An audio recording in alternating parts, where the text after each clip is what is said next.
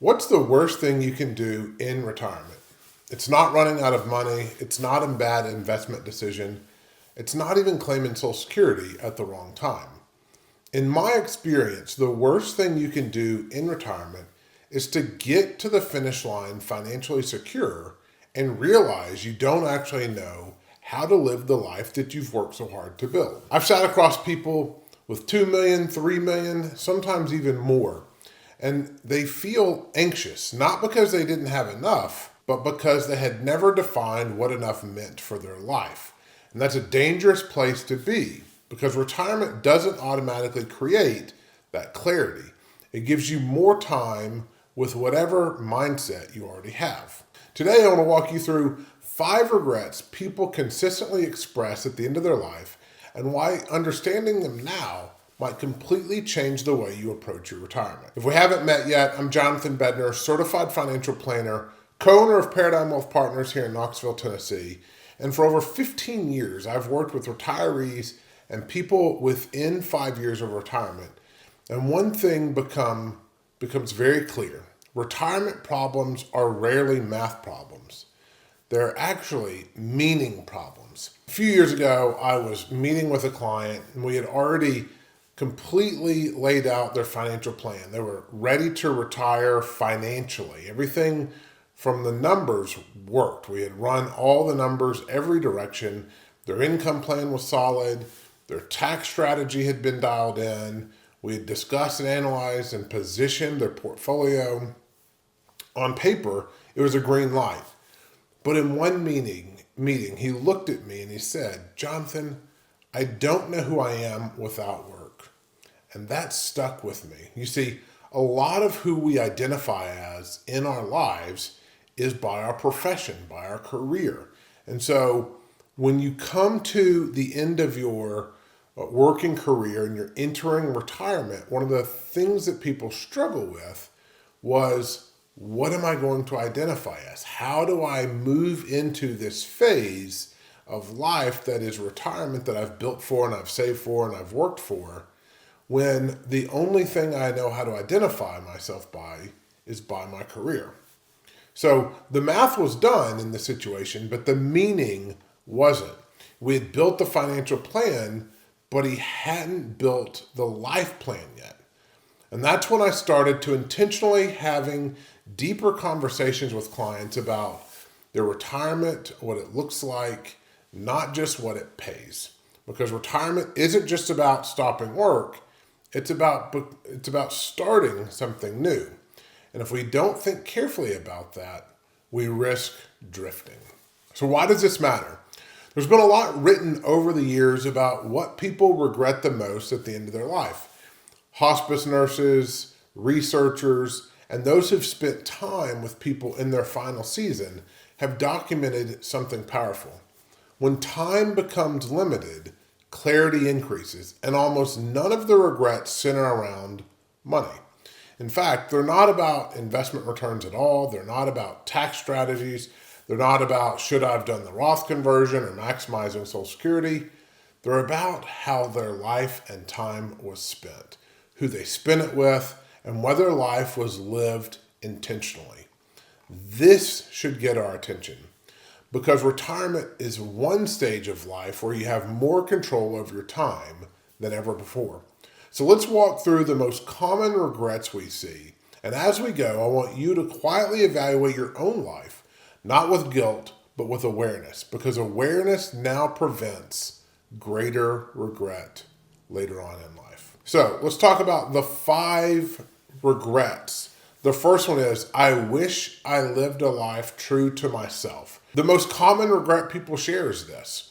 And it's important to consider that when you're living your life. I wish I had the courage to live a life true to myself, not the life others expected of me. This hits high achievers especially hard. You build the career, your identity, you hit the milestones, you provided for your family, you became dependable, and somewhere along the way, life became about responsibility more than intention. And I've had clients say, I could retire, but I don't know what I would actually do. That tells me work funded life, but it also became your identity, like we've discussed. Retirement is often the first time in decades where you can now ask yourself, what do I actually want? But if you don't ask intentionally, you'll drift. You'll retire into someone else's expectations. The worst thing you can do in retirement is continue living on autopilot. The second, I wish I hadn't worked so hard. This doesn't mean that hard work is bad. I actually think hard work is good for us. Hard work builds options, but unconscious overwork is expensive, especially when it costs your health, time with family, presence, and relationships. I often ask clients this: what are you optimizing for right now? More income, more recognition, more freedom? There becomes a point where additional income doesn't meaningfully improve your life, but additional time might. So be careful what you're optimizing for. Regret number 3, I wish I'd expressed my feelings. Many people regret avoiding difficult conversations, not saying thank you, not setting boundaries, maybe not expressing their fears or sharing what mattered most, or maybe not telling the people you love the most that you love them. In retirement, this all shows up in subtle ways. Spouses who never fully discussed expectations, parents who never communicated values around money to their kids or grandkids, people silently worrying about outliving their savings. Avoiding conversation feels peaceful short term, and clarity creates peace long term. Your retirement plan should create space for honest conversations, not avoid them. Regret number 4, I wish I had stayed in touch with my friends. Relationships are important, but they're rarely urgent, and urgent usually wins. Deadline wins, email wins, responsibility wins. Friendships slowly fade, and the happiest retirees I've worked with are not necessarily the wealthiest. They're the most connected. They've invested in their community, their church, their family. They initiate, they schedule time intentionally. Retirement without relationships becomes very quiet, and quiet without purpose can become very heavy. Regret number 5, I wish I had let myself be happier. Many people assume happiness will automatically arrive when retirement begins, when you hit the next milestone, when you have the extra comma in your retirement portfolio.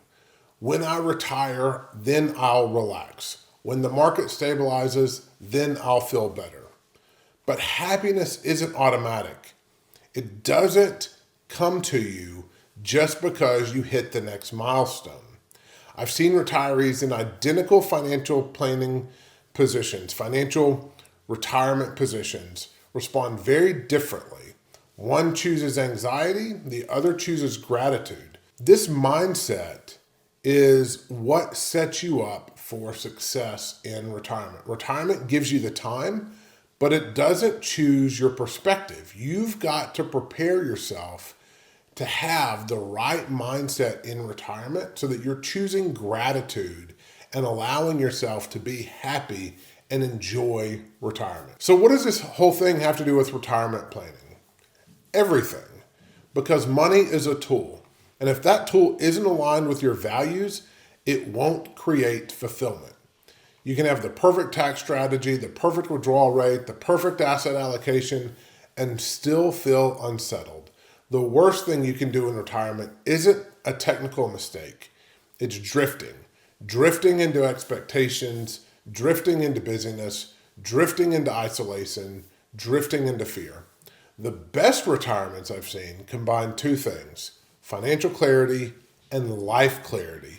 Without both, something always feels incomplete. So let me leave you with 5 questions to think about as you're thinking about your life and what you want your retirement to look like. The first question you should ask yourself is, am I retiring towards something or just away from work? So we ask this all the time. When you retire, what are you going to retire to? What are you going to do? What are you going to fill your time with? You need to retire towards something to give yourself the ability to break away from work and truly embrace retirement. Number 2, if money were no issue, how would you structure your weeks? What would you do with your time? Number 3, who are the 5 people you want consistent time with? Which family members, which loved ones, which friends, which people at your church, those sort of things. Who are the 5 people you want to make sure you spend the most time with consistently? Number 4, what would a Tuesday look like? A meaningful Tuesday. What would you do on your days? And this is important because the first week or 2 or 3 or month feels really good. You don't have to clock in. You're not hitting the time clock. You feel like there's a lot of pressure and stress off of you. If you're not careful with your time management, again, you end up drifting and your days run together. Before you know it, years have gone by and you've accomplished nothing in retirement. So what do you want your days to look like? Set those up so that you have something to have purpose and fulfillment with to fill your time. And number 5, what would I regret postponing 20 years from now? Those are the things you should focus on so that you're getting the biggest bang for your buck, pun intended here, in retirement. It's not about money in this situation. We're making sure that, and again, men have the hardest time with this, but getting our feelings, making sure that we have the most purposeful and fulfilling retirement. At Paradigm Wealth Partners, we don't just build income plans, we help clients define what a meaningful retirement actually looks like. And then we align your investments with your tax strategy, your withdrawal plan, so that your overall retirement plan and vision come to life. Your money should serve your life, not the other way around. If this resonated with you, please like and subscribe. If you'd like help designing your retirement intentionally, there's a link below to learn more about our dream process. I'll see you in the next video. Be confident in your retirement.